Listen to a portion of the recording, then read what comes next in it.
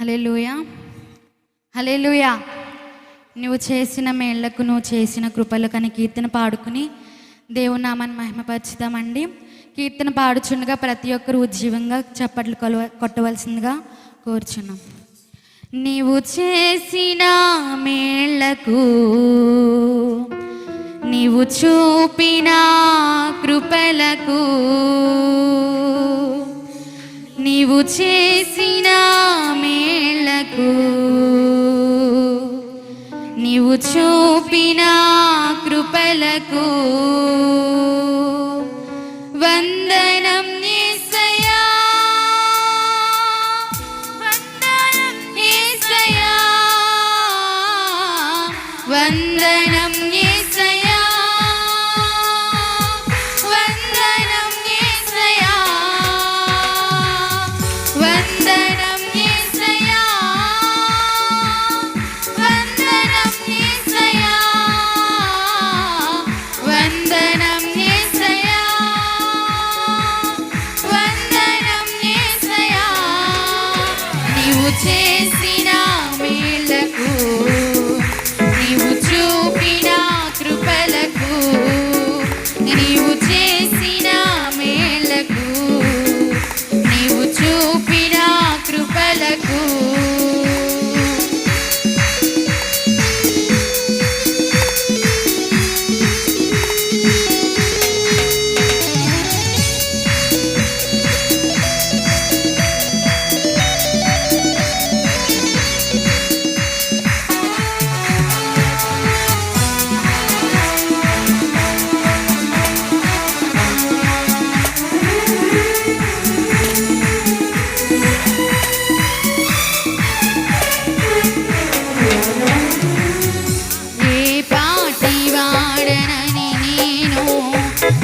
నన్నెంతగానో ప్రేమించావు, అంచెలంచెలుగా హెచ్చించి నన్నెంతగానో దీవించావు.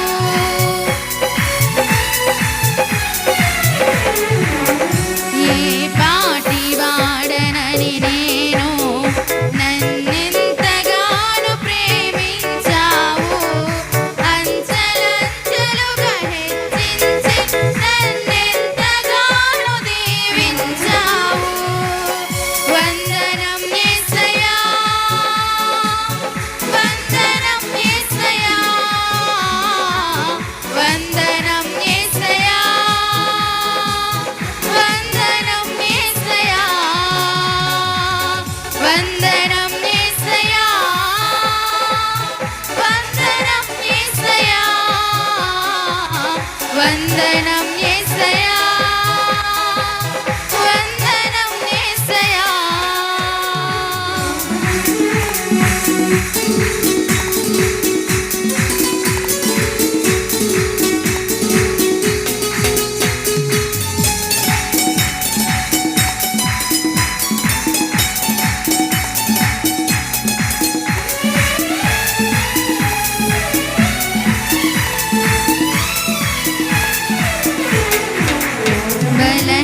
బలహీనుడనైన నన్ను నీవెంతగానో బలపరచావు, క్రీస్తు మహిమైశ్వర్యములో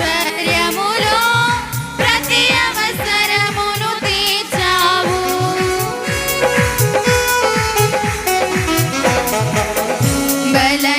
బలహీనుడనైన నన్ను నీవెంతగానో బలపరచావు, క్రీస్తు మహిమైశ్వర్యములో ప్రతి అవసరమును తీర్చావు. వందనం యేసయ్యా, వందనం యేసయ్యా, వందనం యేసయ్యా, వందనం యేసయ్యా, వందనం యేసయ్యా, వందనం యేసయ్యా, వందనం యేసయ్యా, వందనం యేసయ్యా. నీవు చేసిన మేళ్లకు, నీవు చూపిన కృపలకు, నీవు చేసిన మేళ్లకు, నీవు చూపి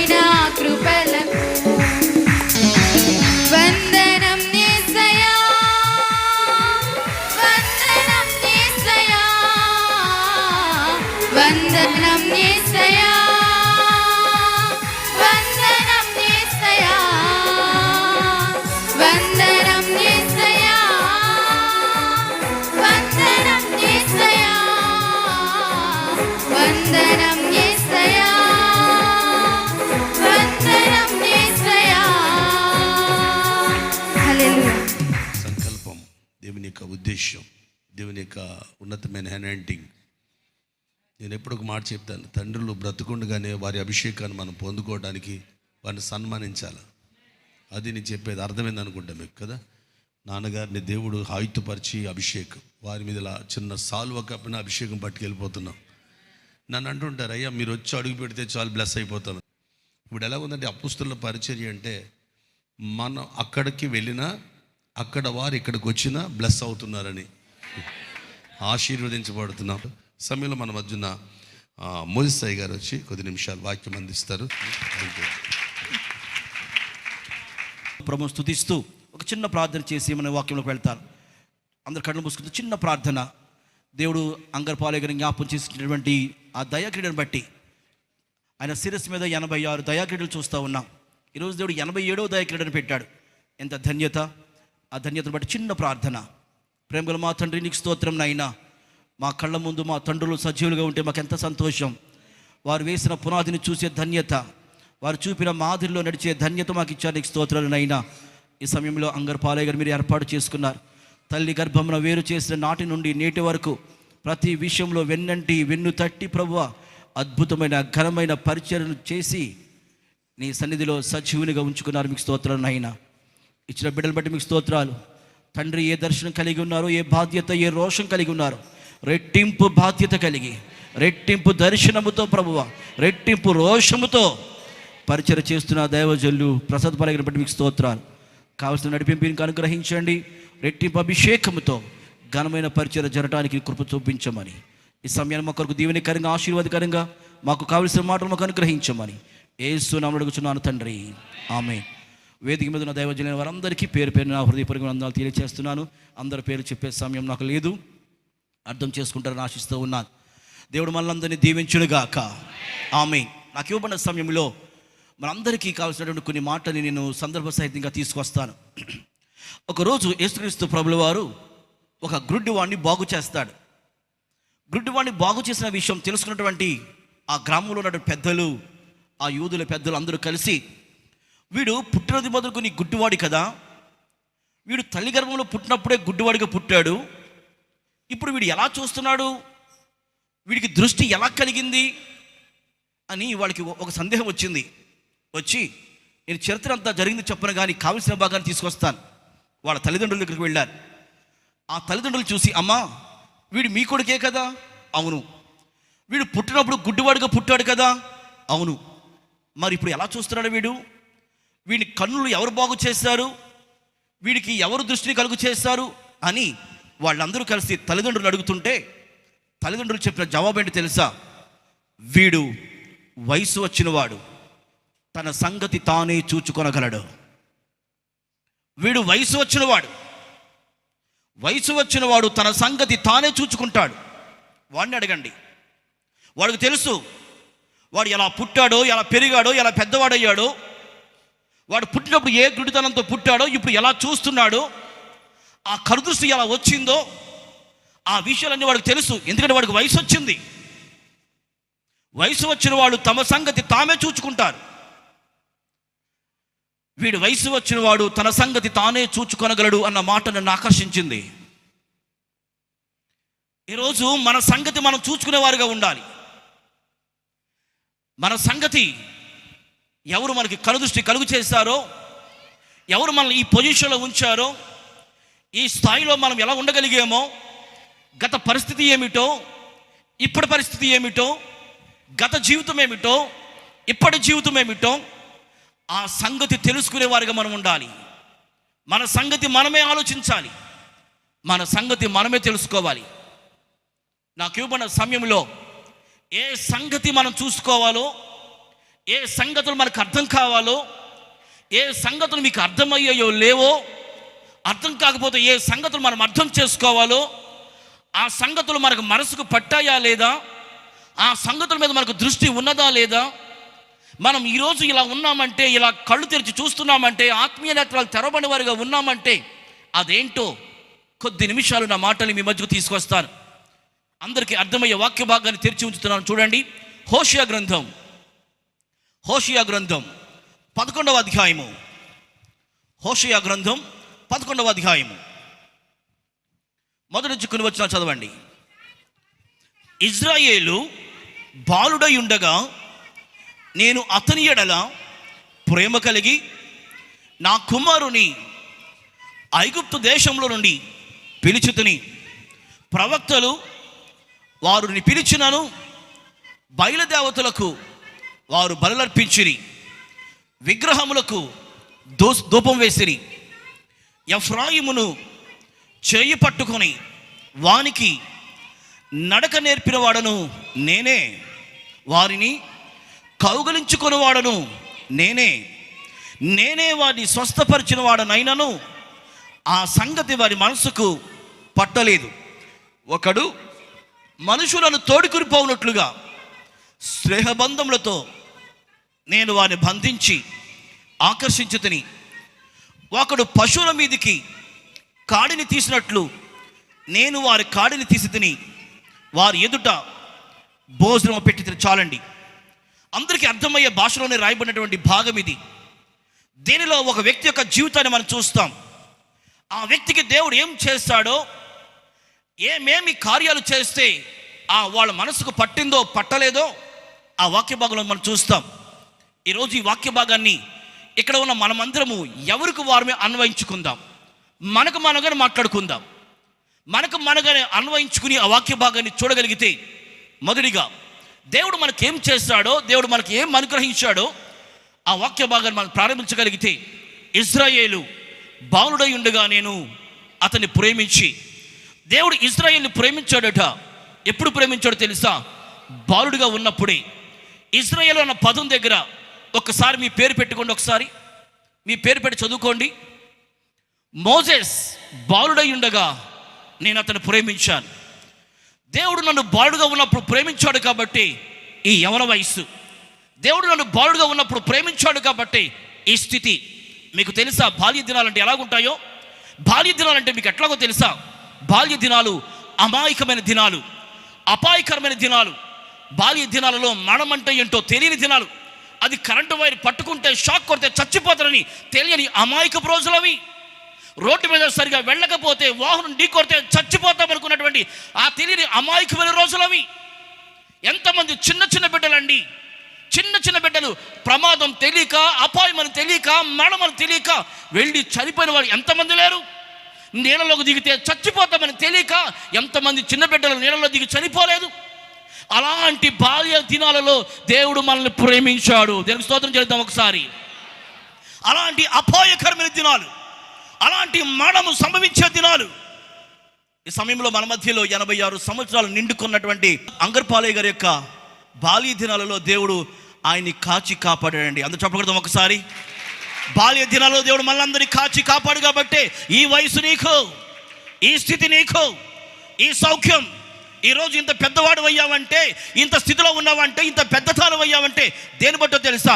నా దేవుడు నిన్ను బాల్య దినంలో కాపాడుకున్నాడు, అప్పుడు భద్రపరుచుకున్నాడు కాబట్టి, అప్పుడు తన ప్రేమను చూపాడు కాబట్టి. ఆ రోజుల్లో దేవుడు అంటే ఏంటో నీకు తెలియదు, దేవుని ప్రేమ అంటే ఏంటో నీకు తెలియదు. దేవుని ప్రేమ అంటే ఏంటో తెలియని ఆ అమాయక బాల్య దినాలలో దేవుడు తన ప్రేమను మన పట్ల చూపించాడు. 2, ఐగుప్తులో నుంచి పిలుచుకున్నాను నేను, ఐగుప్తులో నుంచి పిలుచుకున్నాను. ఐగుప్తు ఏంటో తెలుసా? నేను క్లుప్తంగా వెళుతున్నాను. లోకం, పాపం. దానికి ముందు అంటాడు కదా, నా కుమారుని అంటాడు. కుమారుగా ఎంచుకున్నాడు మనల్ని, మనకు తండ్రిగా మారిపోయాడు. ఆయన మన కోసం తండ్రిగా మారి మన కుమారుగా ఎంచుకుని కుమారత్వాన్ని ఇచ్చాడు. కుమారత్వాన్ని ఇచ్చాడంటే ఏమిస్తాడు? వెనకాల ఏమిస్తాడు? స్వాస్థ్యం. నువ్వు నా కుమారుడు అన్నారంటే అది పదంతో సరిపోదు. నాకున్నది నా తర్వాత నీకే. ఐగుప్తులో నుంచి పిలుచుకున్నాను, లోకంలో నుండి, పాపంలో నుండి. ఈరోజు ఇక్కడ ఉన్న మనమందరం ఎవరు తెలుసా? ఐగుప్తులో నుంచి పిలువబడిన వారం. దేవునికి స్తోత్రం కలుగును గాక. ఐగుప్తులో నుంచి దేవుడు మనల్ని ప్రత్యేకించుకున్నాడు. తర్వాత చూడు ఏం చేశాడు, చెయ్యి పట్టుకుని నడక నేర్పిన వాడును నేనే. నిన్ను చెయ్యి పట్టుకుని నడక నేర్పించాను. ఎలా నడవాలో, ఎక్కడ నడవాలో, ఏ విధంగా నడవాలో, కాలు జారిపోకుండా, తొట్టిల్లిపోకుండా నిన్ను నేటి వరకు ఈరోజు ఇంతగా నడుస్తున్నామండి. కారణం తెలుసా? ఒకప్పుడు మనల్ని ఒక ఆయన చెయ్యి పట్టి నడుక నేర్పించాడు. సేవా జీవితంలో చెయ్యి పట్టుకున్నాడు, పరిచర్యలో చెయ్యి పట్టుకున్నాడు, కుటుంబ జీవితంలో చెయ్యి పట్టుకున్నాడు కాబట్టే ఈరోజు ఈ స్థితి ఇక్కడికి వచ్చి కూర్చున్నాం మనం. ఆయన చెయ్యి పట్టుకుని మనల్ని ఈ స్థలం వరకు నడిపించుకుంటూ వచ్చాడు. మనమందరం ఎవరో తెలుసా? ఆయన చేత పట్టబడిన వాళ్ళం. అందరూ చెప్పకూడదు ఒకసారి. దేవుని చేత పట్టబడి మనం ఈ స్థితిలోకి తీసుకురాబడిన వాళ్ళం.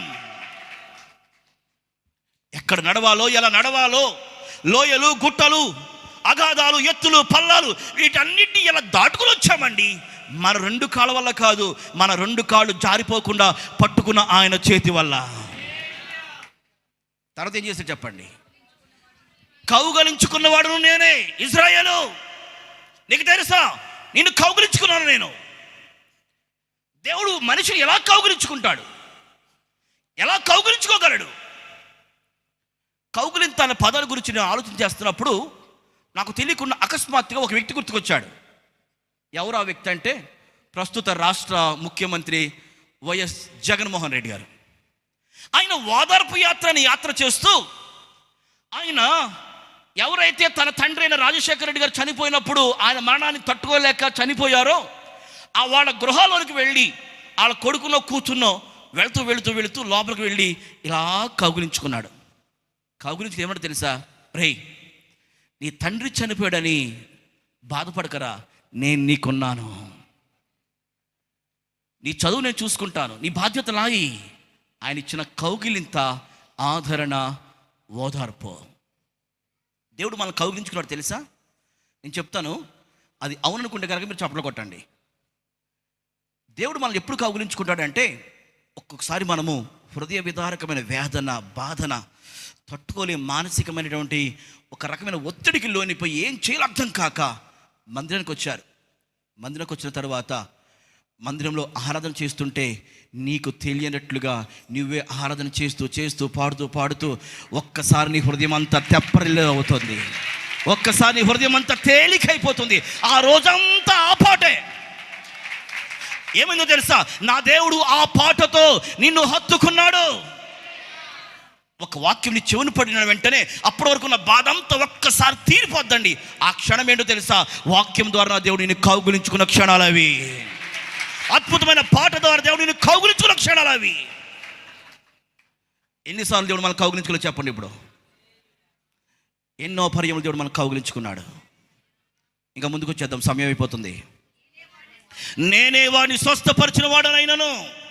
ఇశ్రాయేలు, నీకు రోగం వచ్చింది, శారీరక రోగాలు, మానసిక రోగాలు, ఎన్నెన్నో రోగాలు వస్తే ఇప్పటికీ నువ్వు సజీవుడిగా ఉన్నావంటే కారణం తెలుసా? నిన్ను స్వస్థపరిచిన వాడను నేనే. భయంకరమైన కరోనా విజృంభించి కల్లోలను సృష్టించి వేల కొలది, లక్షల కొలది ప్రజలు అలా కాటుకు వెళ్ళిపోతుంటే మనం ఇంకనూ సజీవులుగా ఇక్కడ కూర్చున్నామంటే ఎవరి వల్ల చెప్పండి? దేవుడు స్వస్థపరిచాడు కాబట్టి, ఆయన స్వస్థత హస్తం మన మీద ఉంది కాబట్టి. ఎన్నో సందర్భాలలో మానసికమైన రోగం వచ్చిందండి, డిప్రెషన్ ఉన్నాం మనం. ఆ డిప్రెషన్లో ఏమనుకున్నా తెలుసా? చచ్చిపోతాను రా అనుకున్నాం. అవునా కదా? చచ్చిపోవాలనిపించింది నీకు, కానీ చావకుండా బ్రతికావు. ఏంటో తెలుసా? ఆ మానసిక రోగాన్ని ఆ దేవుడు స్వస్థపరిచాడు. శారీరక రోగం, మానసిక రోగం, ఏ రోగం వచ్చినా స్వస్థపరిచే దేవుడు. తర్వాత అంటాడు కదా, స్నేహ బంధములతో. తర్వాత ఏం చేశాడండి ఆయన? దేవుడు ఎన్ని చేశాడు చూడండి. 1, బాలుడుగా ఉన్నప్పుడు ప్రేమించాడు, కుమారుగా పిలుచుకున్నాడు, ఐగుప్తులో నుంచి తీసుకొచ్చుకున్నాడు, నడక నేర్పించాడు, కౌగలించుకున్నాడు, స్వస్థపరిచాడు, స్నేహితునిగా భావించాడు. స్నేహితుడు అవసరమయ్యాడు. పిల్లలు, వయసు వచ్చిన పిల్లలు అన్ని విషయాలు తల్లిదండ్రులకు చెప్పరు, కానీ ఎవరు చెప్తారు? స్నేహితులు చెప్తారు. అంటే వీడికి స్నేహితుడు అవసరం. మొదటి వచనంలోనే నా కుమారుడు నా దేవుడు తండ్రిగా ఉంటే, అరే నేను తండ్రిగా నీకు ఉంటే నువ్వు నాకు అన్ని చెప్పుకోలేకపోతున్నావు కాబట్టి నేను నీ కోసం తండ్రిని కాదు, నేను నీకు స్నేహితుడను. రా మనసు విప్పి మాట్లాడుకుందాం. రా నాకు చెప్పాల్సింది చెప్పాయి. స్నేహితుల మధ్యలో సీక్రెట్స్ ఉండవు. దేవుడు ఏం చేస్తాడో తెలుసా? నువ్వు మనసు విప్పి మాట్లాడాలని నీ కోసం ఆయన ఒక స్నేహితునిగా మారిపోయాడు. నీకు తెలుసా? మీకు తెలియకుండా ఒక్కొక్కసారి మీలో మీరు మాట్లాడుకుంటారు. ఎంతమంది మాట్లాడుకుంటారు అలాగా? అదంతా ఎవరో తెలుసా? నువ్వు దేవునితో మాట్లాడుతున్నావు. దేవుడు నీకు స్నేహితుడిగా మారిపోయాడు. నీకు తెలియకుండా నీలో నువ్వు మాట్లాడేసుకుంటావు, నీలో నీవు పాడుకుంటావు, నీలో ఎవరితో అనుకున్నావు? అది దేవునితో. ఆ సంభాషణ అంతా ఎవరుంటారో తెలుసా? నీలో నువ్వు మాట్లాడుకునే సంభాషణ అంతా దేవుడు వింటూ ఉన్నాడు. నీకు నువ్వే ప్రశ్నించుకుంటావు, నీకు నువ్వే జవాబు చెప్పుకుంటావు కదా. నీలో నువ్వు మాట్లాడుకున్నప్పుడు పక్క వాళ్ళకి ఎలా అనిపిస్తుంది అంటే వీళ్ళు పిచ్చోడు రైట్ ఏదో అయింది అనుకుంటారు, కానీ వాళ్ళకి తెలియదు వాళ్ళు తన స్నేహితునితో మాట్లాడుతున్నారని. తర్వాత భుజం మీద నువ్వు మోయలేని భారం మోస్తున్నావు. పశువుల మీద కాడి ఎలా ఉందో అలా కాడి ఉంటే దాన్ని ఏం చేశాను నేను? తీసి కాడి భారం, మోయలేని భారం, వయసుకు మించిన భారం, స్థితికి మించిన భారం, చూస్తేనేమో చిన్నది, చేయవలసిందేమో పెద్దది. వీళ్ళు చాలామంది భారాన్ని చాలా సులువుగా మోసారు. చెప్పనా? నీ కూతురు పెళ్ళి ఉంది, దగ్గర చూస్తే 1,00,000 రూపాయలు లేవు, కానీ చాలా గ్రాండ్గా జరిగిపోయింది. అవునా? ఆ సమయంలో నీకు తెలియదు ఎలా జరుగుతుందో ఏంటో, కానీ ఆ సమయంలో నువ్వు ఊహించిన దానికంటే బాగా జరిగింది పెళ్ళి. దేని బట్టో తెలుసా? నా దేవుడు ఆ భారాన్ని మోసాడు. నువ్వు చేసే దానికంటే ఎక్కువ, నువ్వు చేయగలిగిన దానికంటే ఇంకెక్కువ. ప్రతి దాంట్లో నేను ఎగ్జాంపుల్ చెప్పానంతే, సమయం లేదు.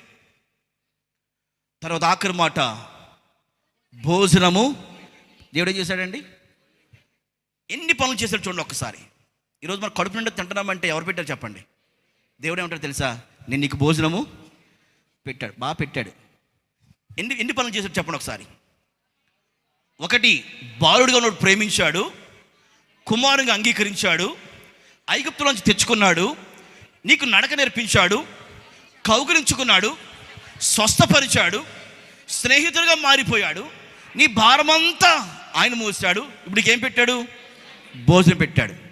ఒకసారి ఇట్రమ్మ నువ్వు, మీకు అర్థమయ్యేలా చెప్తున్నా వినండి.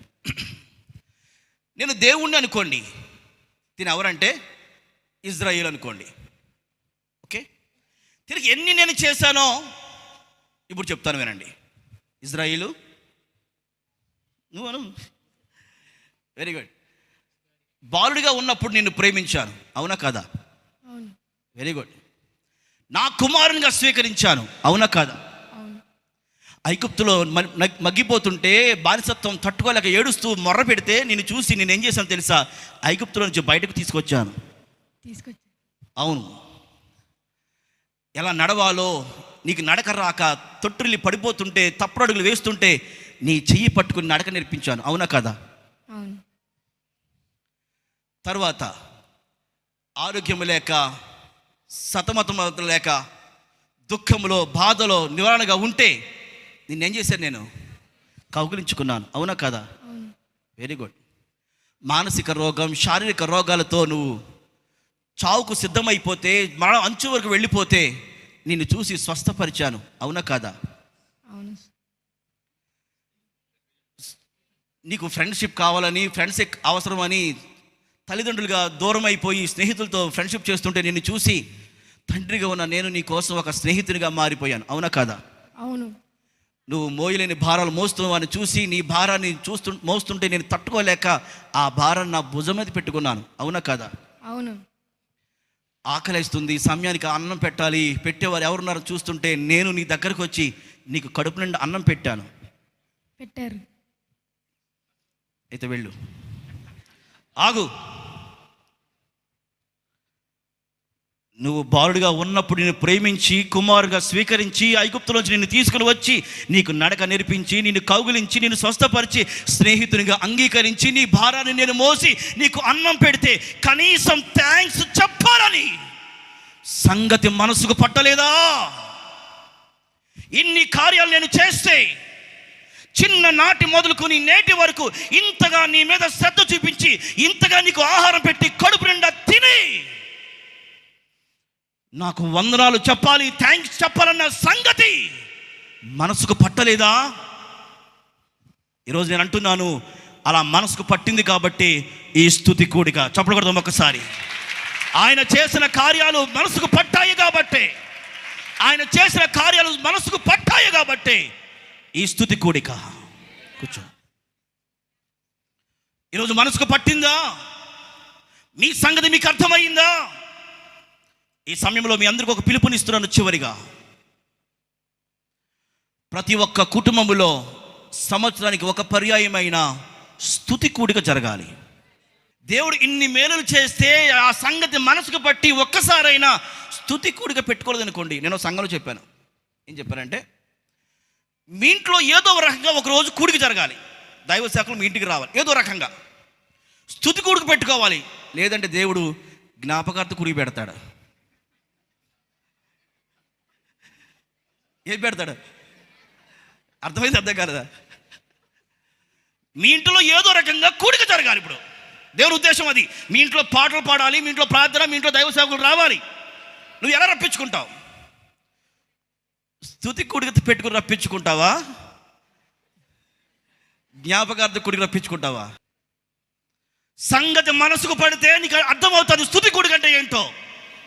ఎందుకండి ప్రసాద్ బాలయ్య గారు ఎంతమంది సేవకులు పిలిచి ఇంత హంగామా, ఇంత దేనికి?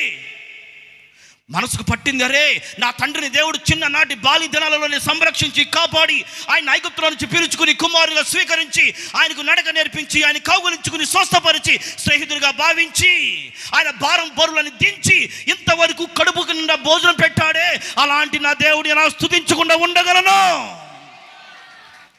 ఆ సంగతి నాకు మనసుకు పట్టింది కాబట్టే ఈరోజు ఒక మాట చెప్తున్నాను. ఆ సంగతులన్నీ ప్రసాద్ బాలయ్య గారి మనసుకు పట్టింది కాబట్టే నీ కృపా బాహుళ్యం అనే పాట బయటకు వచ్చింది. అందరూ చెప్పకూడదాం. నీ కృపా బాహుళ్యం అనే పాట ఎందుకు వచ్చిందో తెలుసా? సంగతి మనసుకు పట్టింది. ఎక్కడి వాడిని ప్రభువా నేను? దావీదు అనుకున్నాడు, గొర్రెల కాపర్ని ఏ స్థితిలో ఉంచావయ్యా? దావీదుకు మనసుకు పట్టింది. ఆ భావాలతోని ఆ పాట వింటున్నప్పుడు, పాట పాడుతున్నప్పుడు, ఎస్, నీ కృపతో నీ క్షణం ఇలా ఉన్నాను అని స్తుతించే ఆ స్థితిలోనికి మనకు రావాలి. Thank you Jesus. నేను ప్రార్థన చేసి ముగించబోతున్నాను. ఏదో నిలబెట్టాలనే ఉద్దేశం అది కాదు, ఒక తీర్మానం చేసుకుంటారని. సంవత్సరానికి ఒక పర్యాయమైన ప్రభువా నా కుటుంబంలో ఒక స్తుతి కూడికను ఏర్పాటు చేసుకుంటాను. జ్ఞాపకార్థ కూడికలు అనుమతించబడక ముందే నేను స్తుతిస్తాను ఒక తీర్మానం చేసుకుందాం. ప్రేమల మా తండ్రి, నీకు స్తోత్రమునైనా. ప్రియ తండ్రి గారు అభిషక్తులు అపోస్తులు అంగర్ పాలయ్య గారిని జ్ఞాపకం చేసుకున్నారు.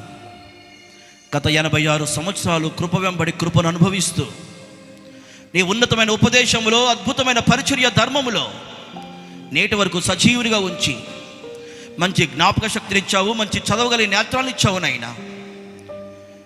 వయసు వచ్చినప్పటికీ ప్రియబిడ్డలో మీరు ఇచ్చిన ఆరోగ్యం బట్టి స్తోత్రాలు చెల్లిస్తున్నాను. తండ్రి గారికి మీరు ఇచ్చినటువంటి ప్రతి విధమైన దానిని కుటుంబం గుర్తు చేసుకున్నారు నాయన.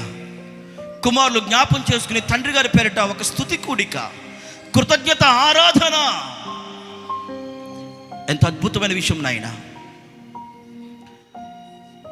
ఘనమైన పరిస్థితుల్లో మీరు ఉంచారు, మీకు స్తోత్రాలు. ఈ సందర్భంలో మేమందరము వాక్యం చేత హెచ్చరింపబడుతున్నాము, వాక్యం చేత హెచ్చరింపబడుతున్నాము నాయన. మేము కూడా మా కుటుంబాలలో, మా తల్లిదండ్రుల కొరకు, మా కుటుంబం కొరకు స్తుతి కూడికలు చేసుకునే ధన్యత మాకు దయచేయండి. ఏ విధంగానైనా సరే మా కుటుంబంలో కృతజ్ఞత కూడికలు ఏర్పాటు చేసిన కృప దయచేయమని, విన్న వర్తమాన ప్రేమల హృదయంలో ఫలింపులోకి తీసుకురమ్మని యేసు నామములో అడుగుచున్నాను తండ్రి, ఆమేన్.